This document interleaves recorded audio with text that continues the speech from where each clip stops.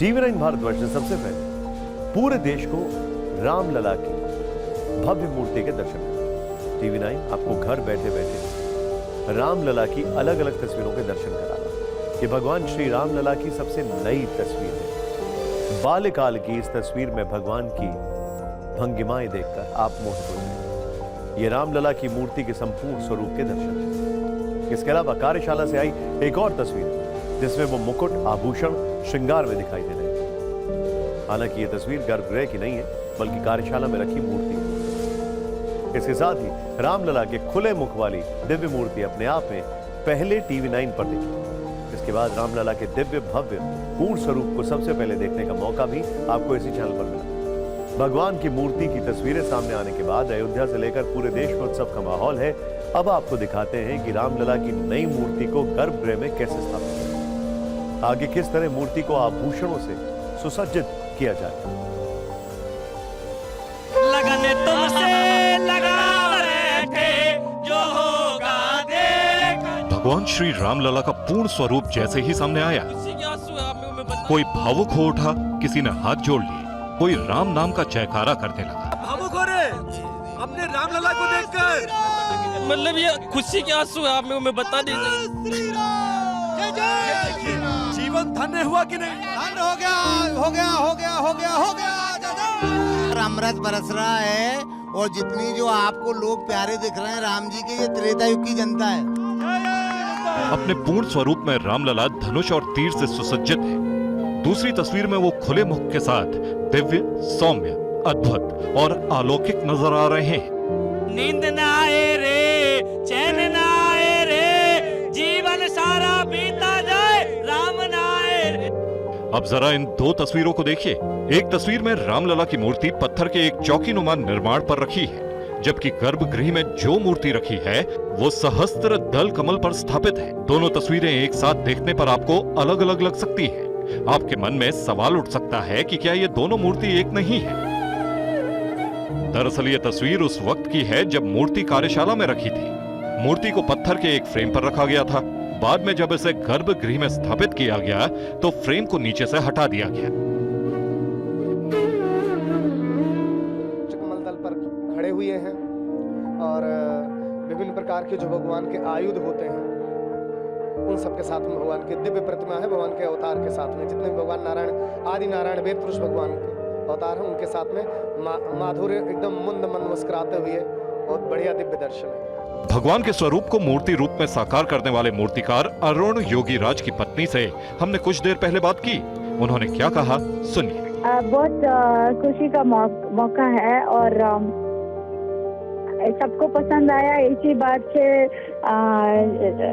एक आर्टिस्ट का जीवन धन्य हो जाता है। पूरे वैदिक मंत्रोच्चार और विधि विधान के साथ रामलला की नई मूर्ति गर्भगृह में स्थापित हो चुकी है। करीब 200 किलो वजनी मूर्ति को स्थापित करने में 4 घंटे से अधिक का समय लगा। 22 जनवरी से पहले मूर्ति को स्वर्ण आभूषण से सजाया जाएगा। रत्न जड़ित वस्त्र पहनाए जाएंगे। अलग अलग विशिष्ट अलंकार जड़ित किए जाएंगे। इस बीच यूपी के सीएम योगी आदित्यनाथ ने शुक्रवार को अयोध्या का दौरा किया। प्राण प्रतिष्ठा से जुड़ी तैयारियों का जायजा लिया। अपने मूर्त रूप में रामलला अकेले नहीं है, बल्कि रामलला की मूर्ति में भक्तों को कई धार्मिक प्रतीक चिन्हों के साथ भगवान के कई स्वरूप के दर्शन होने वाले हैं।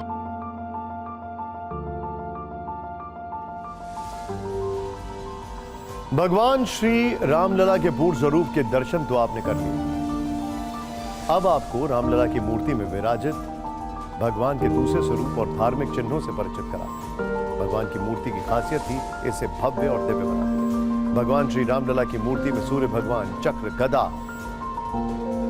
ओम, शंख, स्वास्तिक जैसे धार्मिक प्रतीक चिन्ह, देवी, आदि शक्ति, शेषनाग, ज्ञान मुद्रा दिखाई पड़ते हैं। इसके साथ अंग वस्त्रम, आभूषण, हाथ में धनुष, सहस्त्रदल कमल दिखता।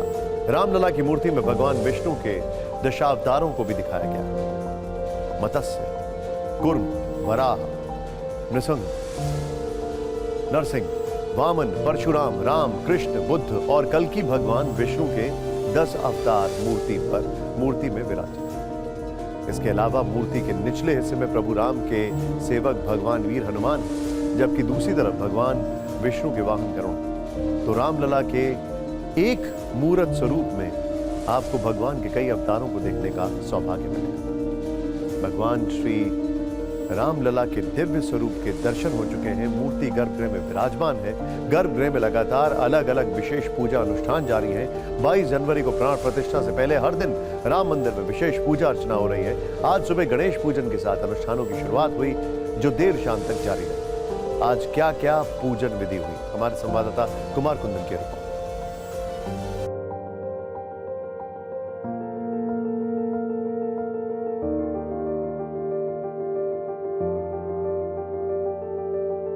जनवरी राम मंदिर में प्राण प्रतिष्ठा अनुष्ठान का चौथा दिन रहा। गर्भगृह में रामलला की मूर्ति स्थापित होने के बाद सुबह से औषधाधिवास, केसराधिवास और धृताधिवास जैसे विशेष अनुष्ठान किए गए।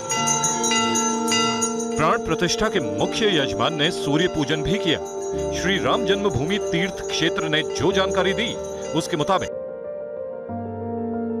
प्रातः 9 बजे अरणी मंथन से अग्नि प्रकट की गई। गणपति आदि देवताओं का पूजन किया गया। द्वारपालों द्वारा सभी शाखाओं का वेद पारायण, देव प्रबोधन, औषधाधिवास, केसराधिवास, धृताधिवास, कुंडन पूजन और पंचभूत संस्कार किया गया। उसमें पधराया जाता है तो उसमें जो प्राकृत स्वरूप दैव ऊर्जाएं हैं वह परमात्मा में आविर्भूत हो जाती हैं। इसके अलावा गृह स्थापन, प्रसाद वास्तु शांति के बाद धन्याधिवास और शाम में पूजन आरती हुई। पुष्पादिवास हुआ, अन्नादिवास हुआ, मध्यादिवास हुआ, सैयादिवास हुआ, इन सभी वासों में दैवत्व ऊर्जा होती है। तो जब परमात्मा की मूर्ति को उसमें पधराया जाता है तो उसमें जो प्राकृत स्वरूप दैव ऊर्जाएं हैं वह परमात्मा में आविर्भूत हो जाती है। अब गर्भगृह में ये सारे अनुष्ठान श्री रामलला की नई मूर्ति के सामने हो रहे हैं। शनिवार को शर्कराधिवास, फलाधिवास जैसे विशेष अनुष्ठान पूर्ण किए जाएंगे। 21 जनवरी की शाम तक सारे अधिवास संपन्न होंगे। इसके बाद 22 जनवरी को मूर्ति की प्राण प्रतिष्ठा का कार्यक्रम होगा।